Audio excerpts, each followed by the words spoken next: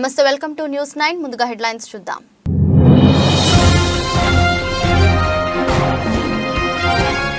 మోదీ చేతుల మీదుగా అబుదాబిలో అతిపెద్ద హిందూ ఆలయం ప్రారంభం. భోజ సన్వాసి అక్షర్ పురుషోత్తం స్వామి నారాయణ్ దేవాలయాన్ని ప్రారంభించిన భారత ప్రధాని.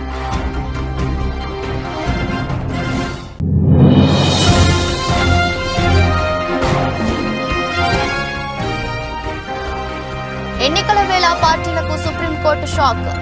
ఎలక్టోరల్ బ్యాండ్స్ స్కీమ్ పై సంచలన తీర్పు.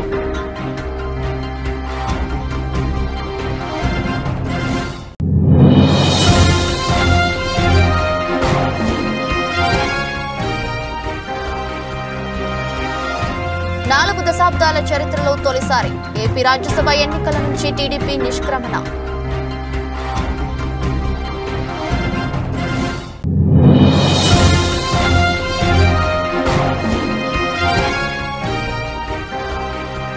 కాగ్ నివేదికను అసెంబ్లీలో ప్రవేశపెట్టిన తెలంగాణ ప్రభుత్వం. సంచలన విషయాలు వెల్లడించిన కాగ్.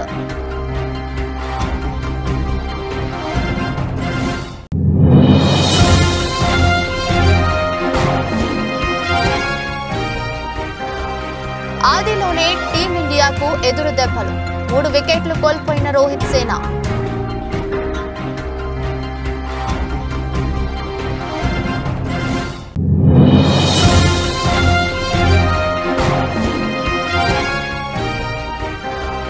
సింగం నుంచి విలన్ ఎంట్రీ.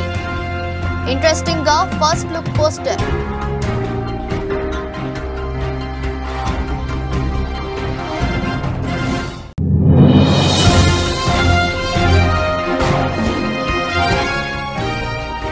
లాభాలతో ప్రారంభమైన స్టాక్ మార్కెట్లు 177 పాయింట్లు లాభపడి 72,000 వద్ద ట్రేడ్ అవుతున్న సెన్సెక్స్.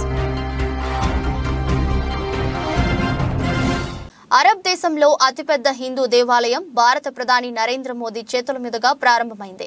యునైటెడ్ అరబ్ ఎమిరేట్స్ రాజధాని అబుదాబిలో భోజ సన్వాసి అక్షర్ పురుషోత్తం స్వామి నారాయణ్ దేవాలయాన్ని మోదీ ప్రారంభించారు.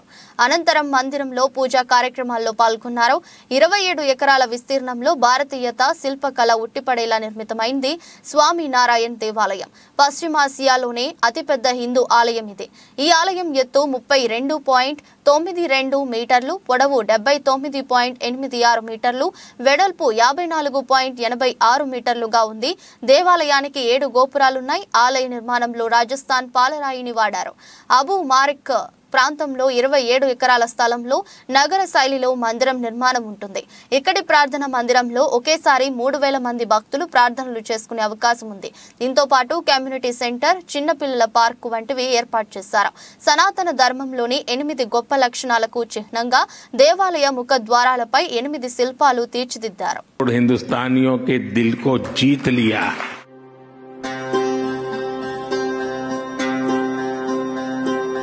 मंदिरम सनातनम.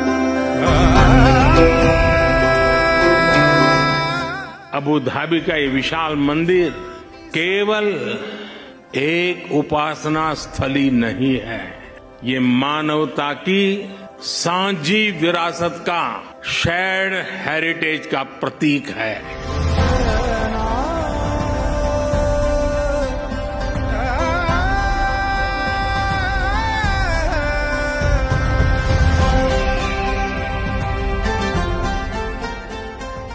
आने वाले समय में यहाँ बड़ी संख्या में श्रद्धालु आएंगे.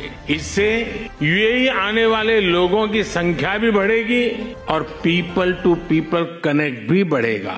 अबू धाबी में बना ये भव्य मंदिर महत्वपूर्ण है. इस मंदिर ने हमारे प्राचीन रिश्तों में नई सांस्कृतिक ऊर्जा भर दी है.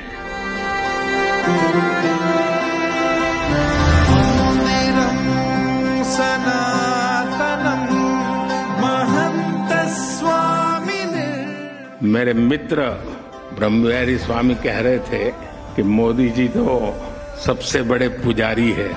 मैं जानता नहीं हूं मैं मंदिरों की पुजारी की योग्यता रखता हूं या नहीं रखता हूं, लेकिन मैं इस बात का गर्व अनुभव करता हूं कि मैं मां भारती का पुजारी हूं.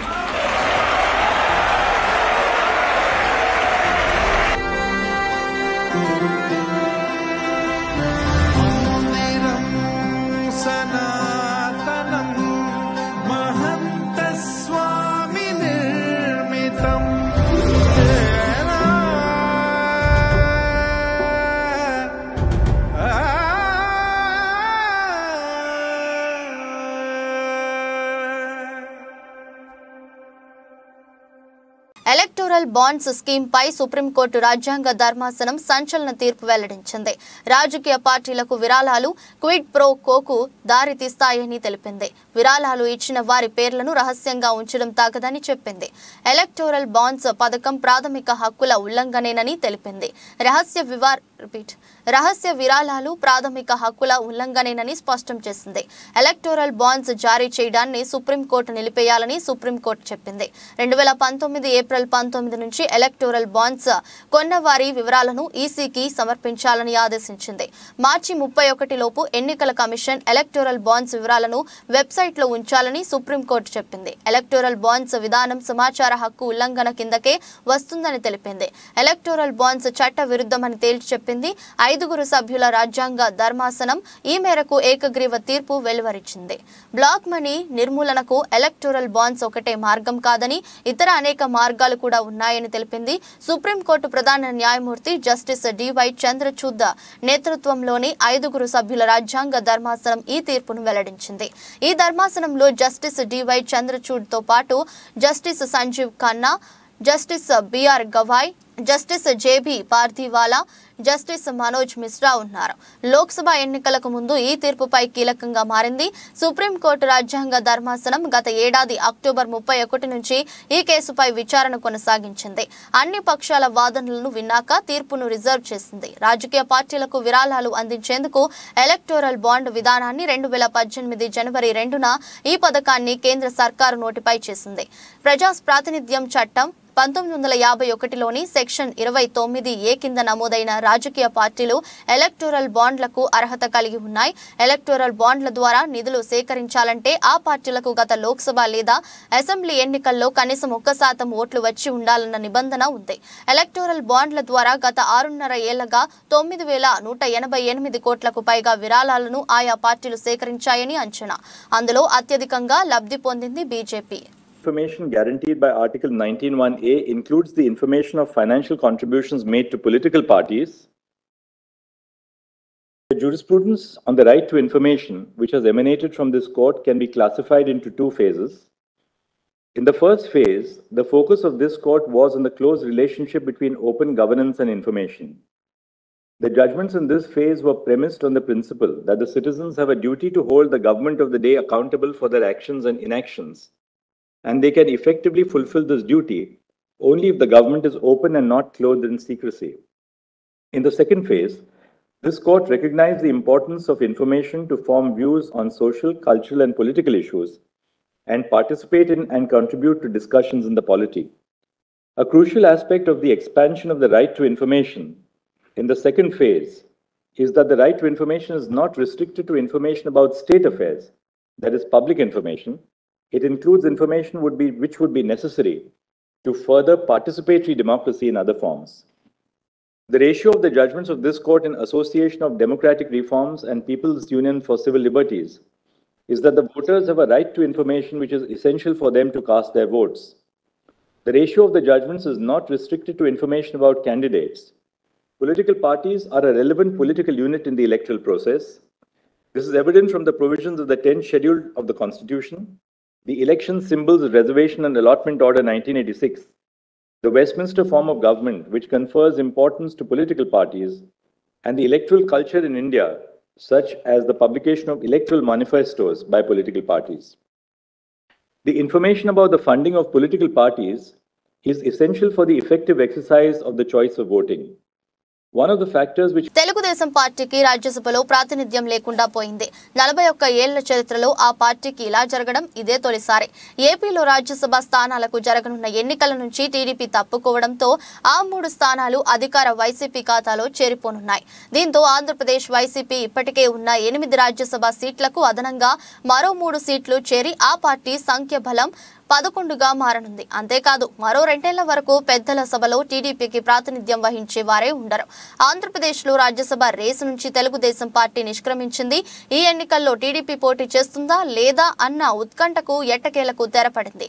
వైసీపీ అసంతృప్తి ఎమ్మెల్యేలు తమకు మద్దతు పలుకుతారని ఇన్నాళ్లు భావించిన టీడీపీ వారిపై ఆశలు వదులుకుంది. పార్టీ సీనియర్ నేతలతో చర్చలు జరిపిన ఆ పార్టీ చీఫ్ చంద్రబాబు రాజ్యసభకు పోటీ చేసే నిర్ణయాన్ని మార్చుకున్నారు.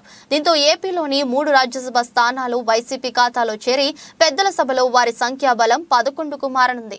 గత ఎమ్మెల్సీ ఎన్నికల్లో చడి చప్పుడు లేకుండా పోటీకి దిగి ఒక స్థానాన్ని గెలుచుకున్న తెలుగుదేశం పార్టీ ఈసారి కూడా అలాంటి స్ట్రాటజీకి ప్లాన్ చేసిందన్న చర్చ ఇన్నాళ్లు సాగింది. వైసీపీలో అభ్యర్థుల మార్పు నేపథ్యంలో చాలా మంది అసంతృప్త నేతలుగా మారారు. పైకి కనిపించే వారే 10 మందికి పైగా ఉంటే ఇంకా లోపల చాలా మంది ఉండొచ్చనే ప్రచారం నడిచింది. ఈ క్రమంలోనే వైసీపీ అసంతృప్త నేతలతో టీడీపీ టచ్ లోకి వెళ్లడం చర్చనీయాంశంగా మారింది. ఈ క్రమంలోనే రాజ్యసభ ఎన్నికలు రావడంతో అది టీడీపీకి అనుకూలంగా మారుతుందని అందరూ భావించారు. ఎన్డీఏ కూటమిలో చేరే చర్చలు సాగిస్తున్న చంద్రబాబు బీజేపీతో కలిసి తమ వ్యూహాన్ని అమలు చేద్దామని భావించారు. ఈ క్రమంలోనే సీఎం రమేష్ ను అభ్యర్థిగా నిలుపుతారన్న ప్రచారం కూడా జరిగింది. ఈ విషయాన్ని ఆయన బీజేపీ హైకమాండ్ దృష్టికి తీసుకెళ్లగా అందుకు పార్టీ పెద్దలు గ్రీన్ సిగ్నల్ ఇచ్చారని వార్తలు వచ్చాయి. ఈ క్రమంలోనే రాజ్యసభకు నామినేషన్ వేసేందుకు అసెంబ్లీ సచివాలయం నుంచి దరఖాస్తు సైతం కొనుగోలు చేశారు టీడీఎల్పీ సిబ్బంది. తమ ఎమ్మెల్యేలతో సంతకాలతో నామినేషన్ సిద్ధం చేసి ఉంచారు. గురువారం ఆఖరు కావడంతో ఆ రోజు నామినేషన్ వేయాలని ముందుగా అనుకున్నారు. అయితే టీడీపీ అధినేత చంద్రబాబు మాత్రం ఈ విషయంలో అనేక విధాలుగా ఆలోచించారు. ఎమ్మెల్సీ ఎన్నికల్లో కేవలం 4 ఎమ్మెల్యేలతో తమ పని సులువుగా కానివచ్చని టీడీపీ రాజ్యసభ ఎన్నికల్లో 25 నుంచి 26 మంది మద్దతు కూటగట్టడం కష్టమని చర్చ నడిపింది. పైగా సార్వత్రిక ఎన్నికలకు ముందు రాజ్యసభ ఎన్నికలపై దృష్టి పెట్టడం వల్ల విలువైన సమయం వృధా అవుతుందని పార్టీ నేతలు కూడా సూచించారు. తెలంగాణ అసెంబ్లీ సమావేశాలు కొనసాగుతున్నాయి. ప్రభుత్వం కాగ్ రిపోర్టును ప్రవేశపెట్టింది.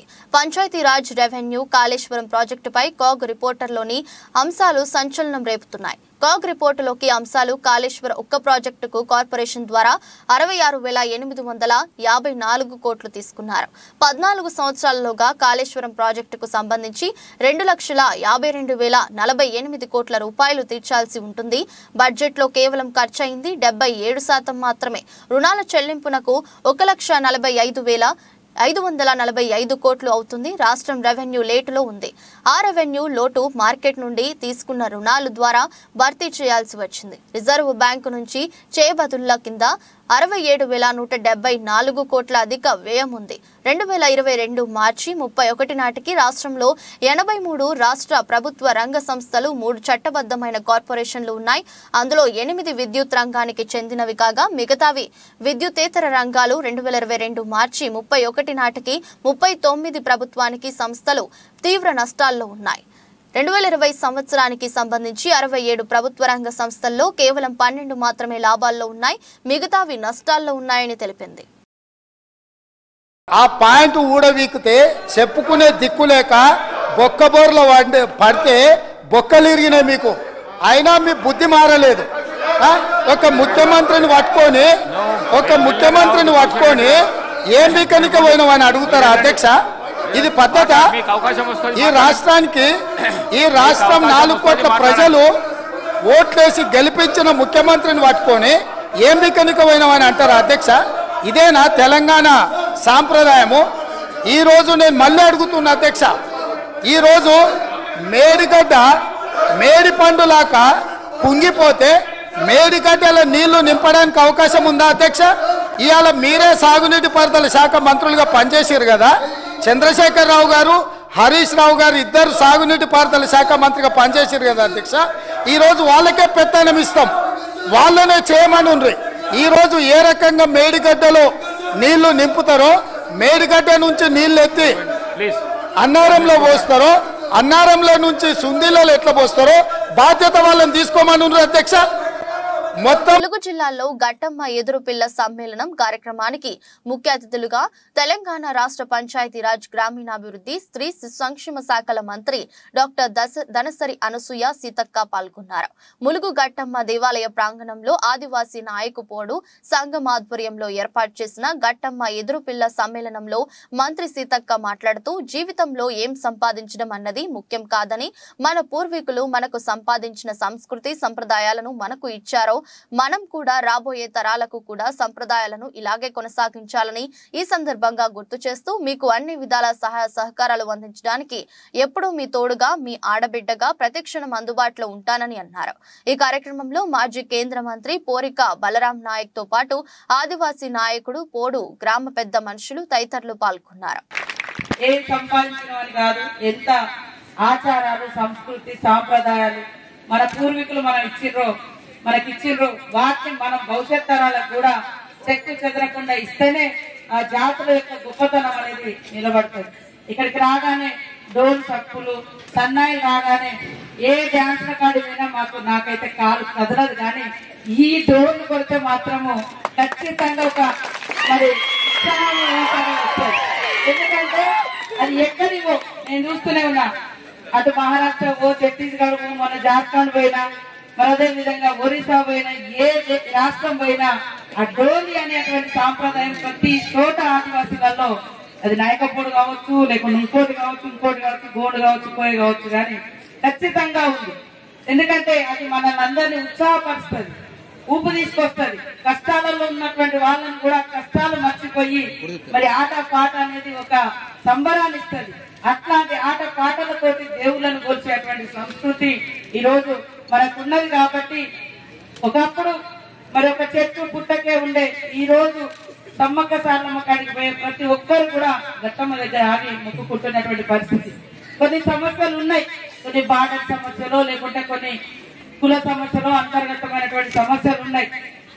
రాను వాటిని కూడా పరిష్కరించుకొని పడంపేట, మీర్పేట కార్పొరేషన్లలో మాయమైన చెరువులను మళ్లీ రిస్టోర్ చేసేలా, కబ్జాదారులపై పీడీ యాక్ట్ కేసులు నమోదు చేసేలా చర్యలు తీసుకుంటామని హెచ్చరించారు మహేశ్వరం నియోజకవర్గం కాంగ్రెస్ ఇన్ఛార్జి కిచ్చన్నగారి లక్ష్మారెడ్డి. త్వరలో ఇరిగేషన్ మంత్రి ఉత్తమ్ కుమార్ రెడ్డి చెరువులను పరిశీలిస్తారని, గతంలో ఉన్న తాటాకల విస్తీర్ణం ఎంత, ఇప్పుడు ఉన్నది ఎంత, భూ కబ్జాదారులు ఎవరు, అధికారుల పాత్ర ఏమిటని ఉన్నతాధికారులతో రివ్యూ చేస్తానని కేఎల్ఆర్ చెప్పారు. చెరువుల పరిరక్షణ సమితి సహా పర్యావరణ పరిరక్షణ సభ్యులు, స్వచ్ఛంద సంస్థలు, అఖిలపక్షం నాయకులు పాల్గొని ఈ చెరువుల పునరుద్ధరణ కార్యక్రమానికి సహకరించాలని కేఎల్ఆర్ కోరారు. మహేశ్వరం కాన్స్టిట్యున్సీలో చెరువులు మాయం. దీనిపైన ఇరిగేషన్ మంత్రి ఈఎన్సీ లెవెల్లో రివ్యూ చేయటం జరిగింది. రిస్టోర్ ఆల్ ది ట్యాంక్స్ అని ఆదేశాలు ఇవ్వటం జరిగింది. కబ్జాలు అయితే కూడా మళ్ళీ తోడండి, చెరువులుగా మార్చండి అని ఆదేశాలు ఇవ్వటం జరిగింది. అందుకే 16, 17 ఆ ప్రాంతంలో ఇరిగేషన్ మంత్రి గారు ఈ చెరువులను ముఖ్యంగా మీర్పేట్, బడంగపేట్ ఏరియాలో ఉన్న చెరువులను సందర్శించడానికి వస్తున్నారు కనుక ఎవరెవరైతే చెరువులను రక్షిద్దామనే కమిటీలు ఫామ్ చేసి చెరువు రక్షణ కమిటీలుగా మారారో మీరందరూ కూడా రిపోర్ట్లతో రెడీ ఉండవలసిందిగా నేను ప్రార్థిస్తున్నాను. ఇరిగేషన్ అఫీషియల్స్ కూడా అందరికీ నేను తెలియజేస్తున్నాను.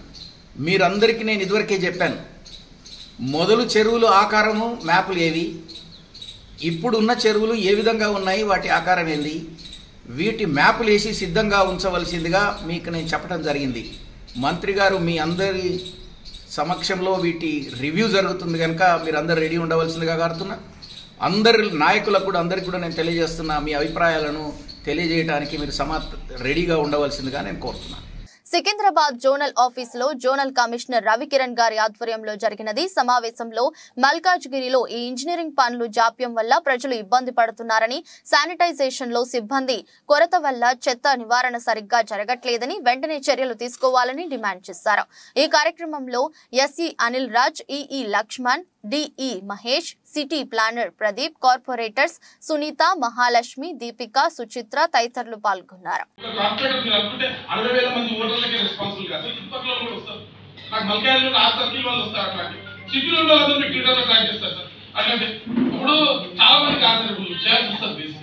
ఎందుకు ఇంత చేస్తే ఏం సార్ ఈ మనుషులమా మేము ఏంటి మేము ఎంత గుర్తు తెచ్చుకోవాలి సార్ అనే డేటా ఇవ్వరు.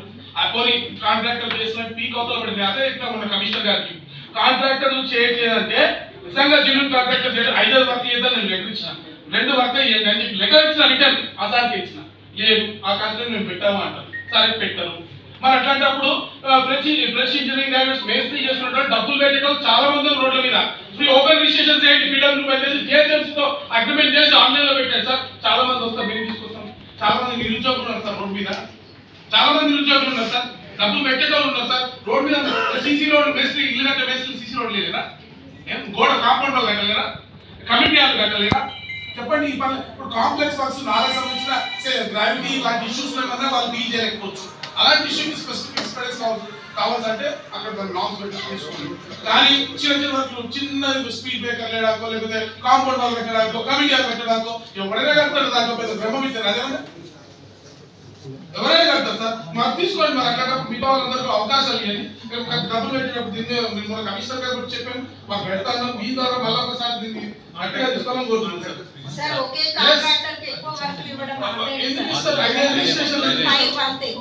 ఇప్పుడు వాళ్ళందరూ చెప్తుంటే మాకు కూడా బాధ అనిపిస్తుంది సార్. మల్కాజ్గిరిలో మా సార్ ఉంటారు. ఇదా సార్ మా వర్క్ చెప్పండి.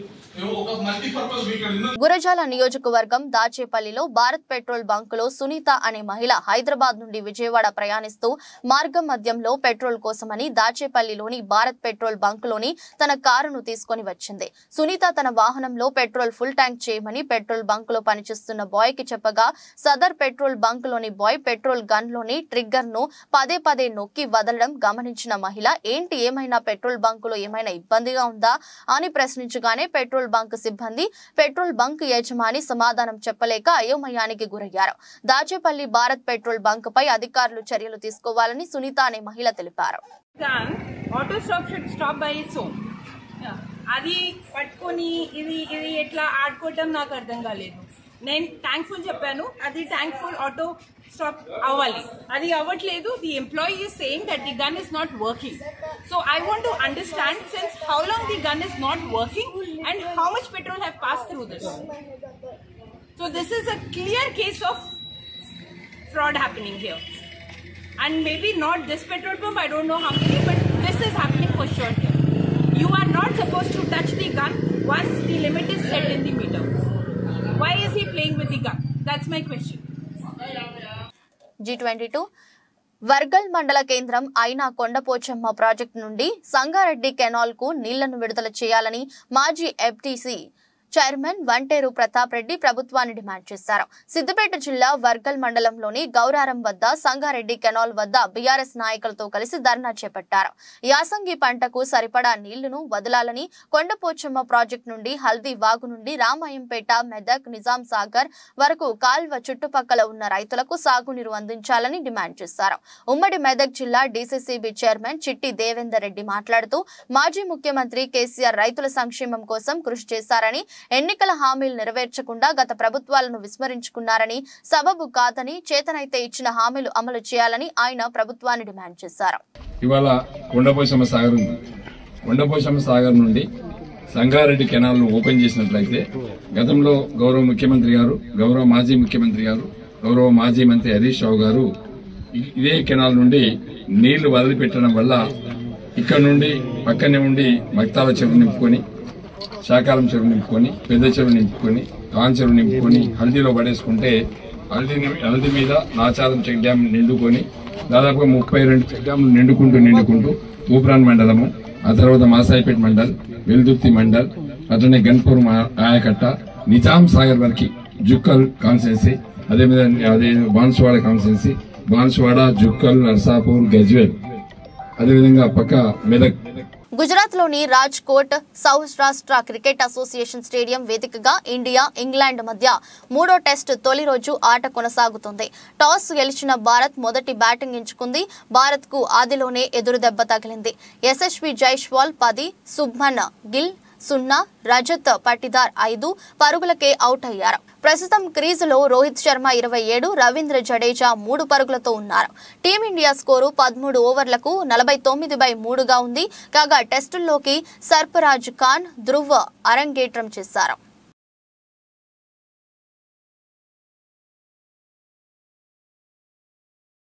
బాలీవుడ్ స్టార్ డైరెక్టర్ రోహిత్ శెట్టి సినిమాల్లో సింగం సిరీస్ కు ఎంత క్రేజ్ ఉందో ప్రత్యేకించి చెప్పనవసరం లేదు. ఈ సిరీస్ లో తెరకెక్కిన 2 సినిమాలు కమర్షియల్ గా భారీ విజయాలు సాధించాయి. ఇక ఇప్పుడు సింగం 3 తెరకెక్కబోతుంది. అజయ్ దేవ్గన్ ప్రధాన పాత్రలో నటిస్తున్న ఈ సినిమాలో దీపికా పదుకుని, టైగర్ షరీఫ్, రణ్వీర్ సింగ్, కరీనా కపూర్ కి రోల్స్ పోషిస్తున్నారు. ఇప్పటికే వీరికి సంబంధించిన ఫస్ట్ లుక్ లను విడుదల చేయగా ఫ్యాన్స్ ను తెగ ఆకట్టుకుంటున్నాయి. ఇదిలా ఉంటే తాజాగా ఈ సినిమా నుంచి మేకర్స్ విలన్ క్యారెక్టర్ ను రివీల్ చేశారు. ఈ సినిమాలో విలన్ గా బాలీవుడ్ నటుడు అర్జున్ కపూర్ నటిస్తున్నట్లు మేకర్స్ ప్రకటించారు. దీనితో పాటు అర్జున్ కపూర్ ఫస్ట్ లుక్ విడుదల చేశారు. ఇక ఈ ఫస్ట్ లుక్ గమనిస్తే అర్జున్ సౌత్ సినిమాలలో కనిపించే విలన్ లా కనిపిస్తున్నాడు.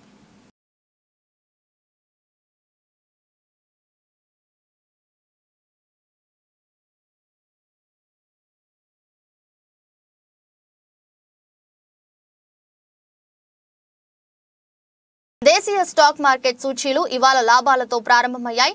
ఉదయం 9:21 సమయంలో సెన్సెక్స్ 177 పాయింట్లు లాభపడి 72,000 వద్ద ట్రేడ్ అవుతుంది. నిఫ్టీ 48 పాయింట్లు పుంజుకొని 21,888 దగ్గర కొనసాగుతుంది. సెన్సెక్స్ 30 సూచీలో Wipro, NTPC, Infosys, TCS, Tata Motors షేర్లు లాభాల్లో ఉన్నాయి. HUL, Nestle India, UltraTech cement, Maruti, power grid షేర్లు నష్టాల్లో కొనసాగుతున్నాయి.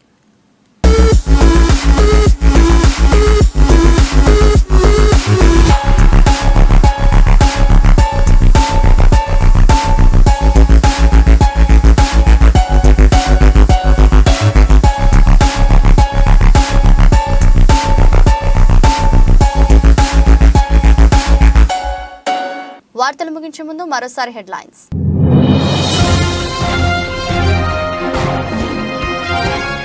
మోదీ చేతుల మీదుగా అబుదాబిలో అతిపెద్ద హిందూ ఆలయం ప్రారంభం. బోచ సన్వాసి అక్షర్ పురుషోత్తం స్వామి నారాయణ్ దేవాలయాన్ని ప్రారంభించిన భారత్ ప్రధాని.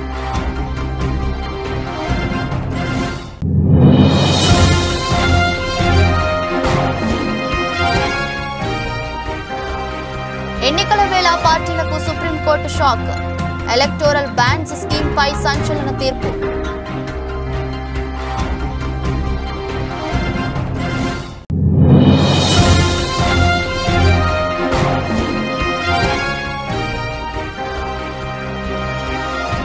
నాలుగు దశాబ్దాల చరిత్రలో తొలిసారి ఏపీ రాజ్యసభ ఎన్నికల నుంచి టీడీపీ నిష్క్రమణ.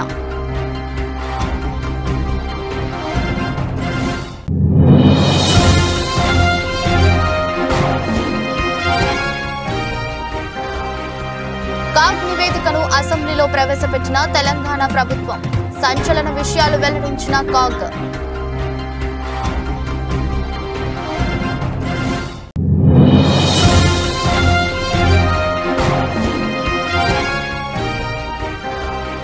ఆదిలోనే టీమిండియాకు ఎదురు దెబ్బలు.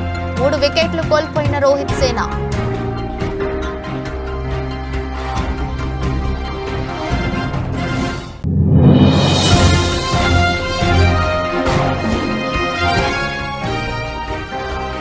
సింగం నుంచి విలన్ ఎంట్రీ.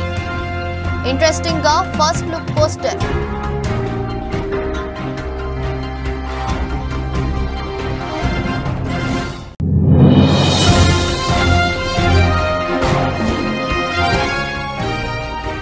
లాభాలతో ప్రారంభమైన స్టాక్ మార్కెట్లు 177 పాయింట్లు లాభపడి 72,000 వద్ద ట్రేడ్ అవుతున్న సెన్సెక్స్.